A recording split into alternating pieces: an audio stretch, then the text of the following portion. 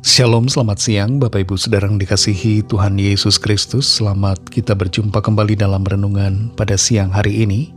Kiranya saudara semua ada dalam keadaan yang baik, penuh dengan sukacita dan terus bersemangat di dalam Tuhan. Hari ini tanggal 14 Mei 2026 dan kita merayakan hari kenaikan Tuhan Yesus Kristus ke sorga.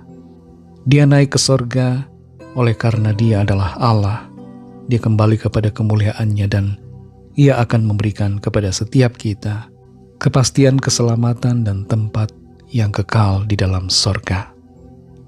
Saat ini kita sudah sampai dalam Injil Matius pasal yang ke-17 dan kita akan membaca ayat 19 dan ayat yang ke-20 bagian A. Kemudian murid-murid Yesus datang dan ketika mereka sendirian dengan Dia, bertanyalah mereka, "Mengapa kami tidak dapat mengusir setan itu?" Ia berkata kepada mereka, "Karena kamu kurang percaya."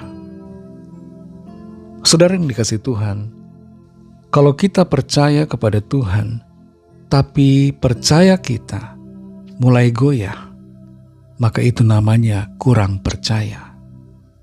Suatu kali ada seorang ayah yang datang kepada murid-murid Tuhan Yesus. Dia datang meminta tolong agar anaknya yang dirasuk setan selama ini, yang menderita, yang sering kali ditarik oleh kuasa setan itu untuk masuk ke dalam air dan juga ke dalam api, dibebaskan dari belenggu ikatan kuasa kegelapan itu. Tapi murid-murid Tuhan Yesus, meskipun mereka sudah berusaha mengusir setan itu, tapi setan itu tidak dapat mereka halau. Anak itu masih tetap dirasuk setan. Akhirnya ayah dari anak ini datang kepada Tuhan Yesus dan meminta kepada Tuhan untuk mengusir setan dari anaknya. Dan Tuhan Yesus melakukannya, melepaskan anak itu dari kuasa ikatan iblis. Dalam keadaan demikian, para murid bertanya kepada Tuhan Yesus, mengapa mereka tidak dapat mengusir setan itu? Tuhan Yesus katakan, "Karena kamu kurang percaya." Kondisi dalam mengusir setan adalah harus memiliki iman kepada Tuhan, bahwa kita sanggup mengalahkan iblis dan dapat menghalau iblis dengan kuasa nama Tuhan Yesus. Iblis sudah kalah, dikalahkan oleh kuasa Tuhan. Tapi iblis seringkali memperdayai, menipu, dan membuat kita mengira bahwa iblis itu tidak dapat dikalahkan. Di area inilah iblis sebenarnya seringkali bermain, yaitu membuat iman kita menjadi goyah.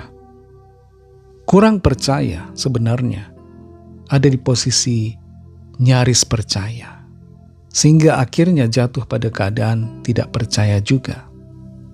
Kurang percaya sebenarnya kelihatannya ada di tengah-tengah antara percaya dan tidak percaya. Tapi pada dasarnya jadi sama juga dengan tidak percaya. Kurang bersih misalnya, itu masih dalam kategori kotor. Kurang tidur, berarti tidurnya tidak cukup. Kurang makan, berarti asupan makanan dalam tubuh tidak mencukupi. Nah, kurang percaya adalah kondisi di mana kita berada dalam kebimbangan. Iman kita tidak cukup. Iblis seringkali pintar dalam membuat kita bimbang. Seperti halnya Hawa yang dibuatnya bimbang ketika digoda olehnya untuk memakan buah yang terlarang. Seperti halnya juga Musa yang bimbang dan merasa tidak mampu ketika dipanggil Tuhan untuk melayani. Seperti Abraham dan Sarah yang bimbang pada janji Tuhan tentang keturunan dan merasa bahwa mereka tidak akan mendapatkan. Kurang percaya sebenarnya bukan berarti tidak ada iman. Ada iman, tapi imannya terlalu kecil dan goyah. Bahkan untuk ukuran sebesar biji sesawi tidak nyampe. Padahal iman sebesar biji sesawi, atau lebih tepatnya sekecil biji sesawi saja, Tuhan katakan bisa memindahkan gunung.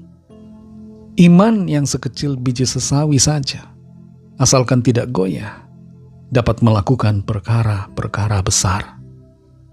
Saudara yang dikasihi Tuhan, firman Tuhan buat kita, jangan bimbang, jangan ragu, jangan kurang percaya. Miliki iman yang teguh kepada Tuhan. Kita semua adalah pemenang-pemenang. Kalahkan iblis dengan kuasa Tuhan Yesus. Atasi segala masalah.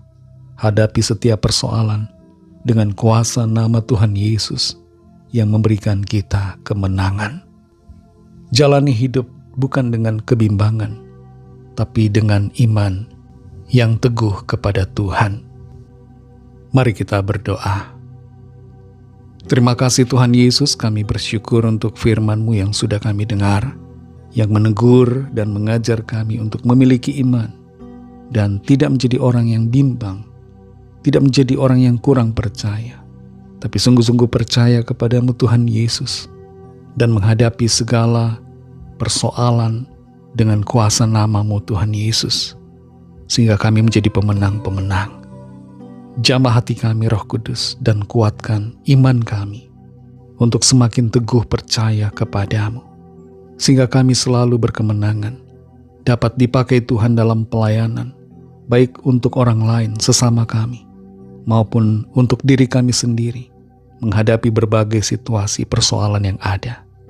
Terima kasih untuk kuasa firman-Mu. Dalam nama Tuhan Yesus kami berdoa. Haleluya. Amin.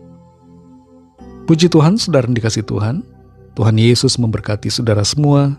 Selamat melanjutkan aktivitas saudara. Sampai jumpa dalam renungan yang berikutnya. Haleluya.